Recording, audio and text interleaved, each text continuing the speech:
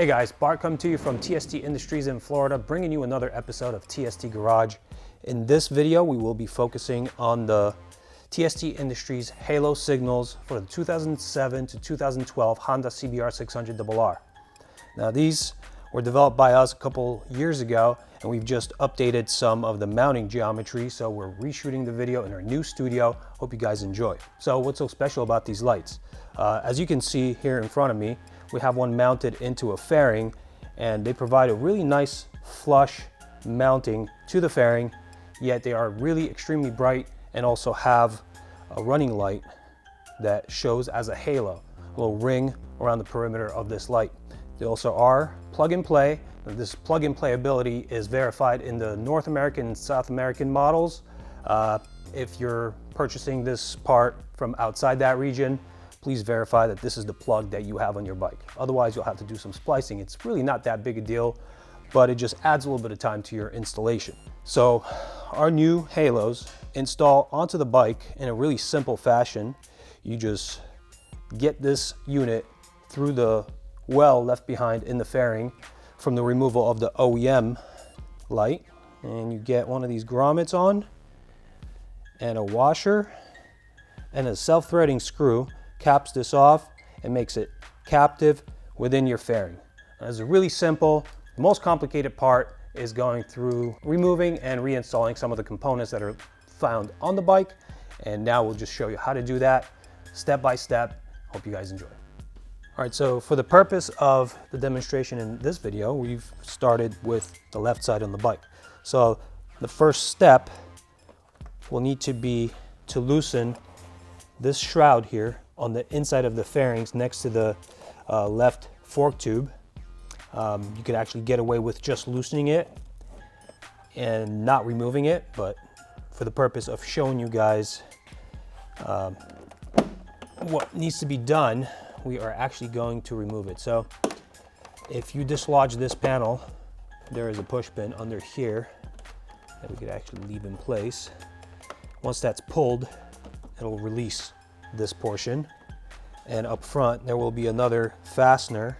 On this particular bike we have a Phillips head plastic push pin type fastener that needs to be the head needs to be unscrewed from the main body, and then that releases it. So what I'm doing here is because the space is so tight, I'm making use of a Phillips bit. If you have a small enough screwdriver that you could spin in there, that'll probably work for you.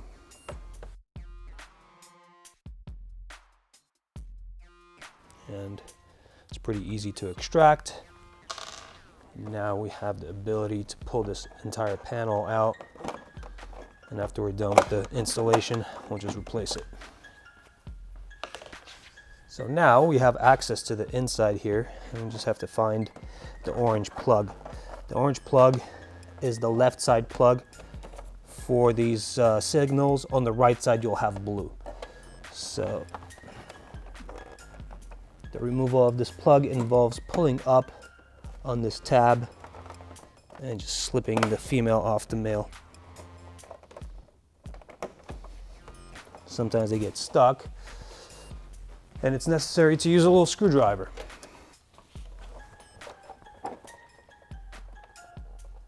Pry up on the tab, pull up, and now it's free. All right, so this next step involves snaking the connector and the wire through to the bottom. What I've developed as a tip here is to use a piece of wire and attach it to the plug like so. I like to feed it through in between the wires that go into the plug from the back and loop it around, and then use a little bit of electrical tape to get it fixed in place. Now this method is the alternative to removing all of the panels from around the bike to be able to get to where the signals are and to route the wire properly. So I treat this as the superior method. It cuts down about a half hour of work,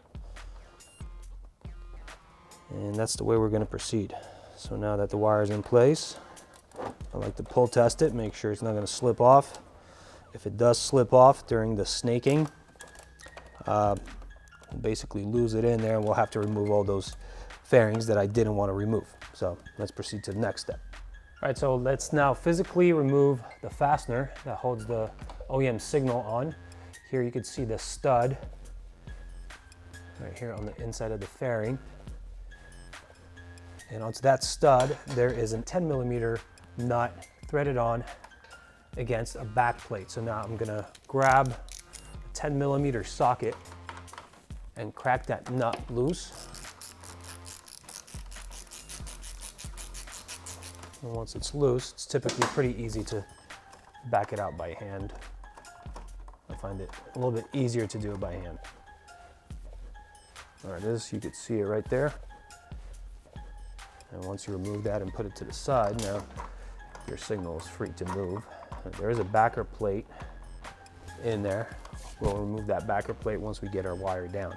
Now before we start snaking this wire down, I like to tie off the other end to some feature on the bike to prevent me from accidentally pulling that through. I have a nice hole in the end of my lever here. That'll suffice. All right, and now up top, I'm gonna feed this wire in as I pull this signal wire from the bottom. And this wire is pretty tight here, but if you dig around for it, you can grab it. If you can't grab it, use a pair of needle nose. Okay, there it is. I got it by hand. You can see here. And this is the backer plate that comes out. So now I'm gonna feed it, like I mentioned. I'm gonna feed it from the top, wiggle it around, make sure that the plug does not snag on anything. And once I see my feeding wire and the plug, I'm ready to undo this and set the plug free. Now we can remove the backer plate. Set that to the side. Now the signal will just pop out. So now we have to select the proper halo signal for this side, and they are side specific. So you just find the one that fits properly in this fairing, and we will work with that. Now, okay, so quick note here, the wire has to go through the rear hole in this well, and the fastener stud will go through the forward hole. So let's get that fed through and seated. And now I'm basically going to do the same thing with my routing snaking wire in combination with the halo plug. That'll enable me to snake it to the top and complete this procedure. Always a pull test. All right. And now I'm going to feed this portion, the plug, the fattest portion here, into the hole in this rear inner fairing while I tug on the white wire that I have for routing. And I know that's kind of tough to see on video, so what I'm going to do next after I get this done, I'm going to back up one step and show you guys how this looks using one of my props that I had on the table before. All right, this is good. Let me grab that prop. Here you can see a fairing I have off a different bike, and basically get the wire in through the rear hole, and the mounting stud will go through the forward hole, seat it, and then on the inside you will feed that plug portion that I mentioned through here, and your routing wire, your snaking wire, will enable you to route it through the inside of the bike, through all those panels to where it needs to go. All right, so let's go on to the next step.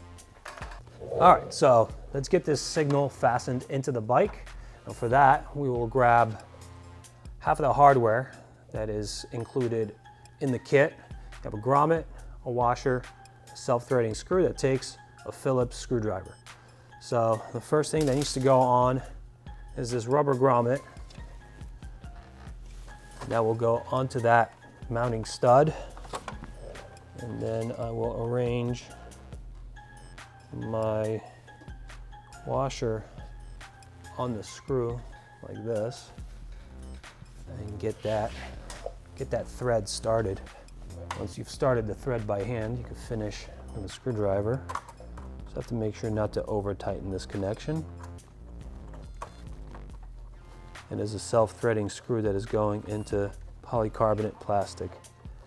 So we will just bottom it out and that'll be it.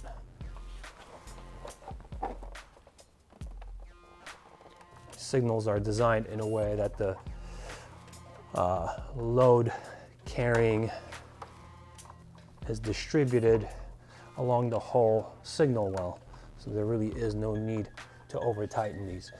So now we have a nice result here, and we can jump up to the top and connect it. But before I do that, I just wanted to show you once more here on my prop. I'd like to show you exactly what I did, because I know it's kind of difficult to see up there. So first the grommet onto our stud, and then the washer. I like to have the washer on the screw when I'm going directly in on the bike, because we're vertical there, but here it's kind of easy to just show it this way, and then bottom it out.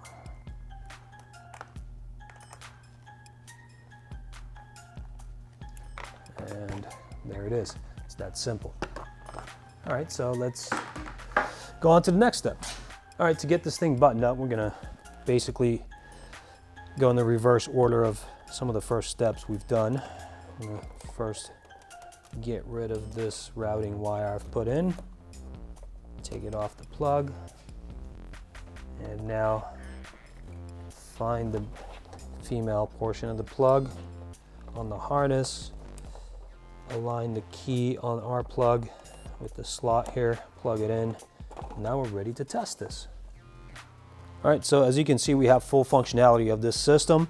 We have the signal lamp going off when I engage signal, and the running light in the shape of a halo for just a running function.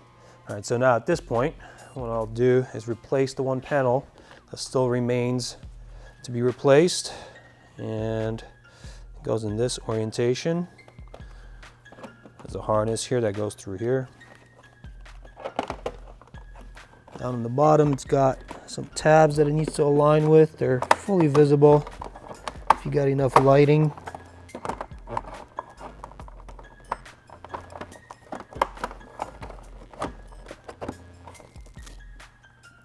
I'll replace this fastener and the one under here.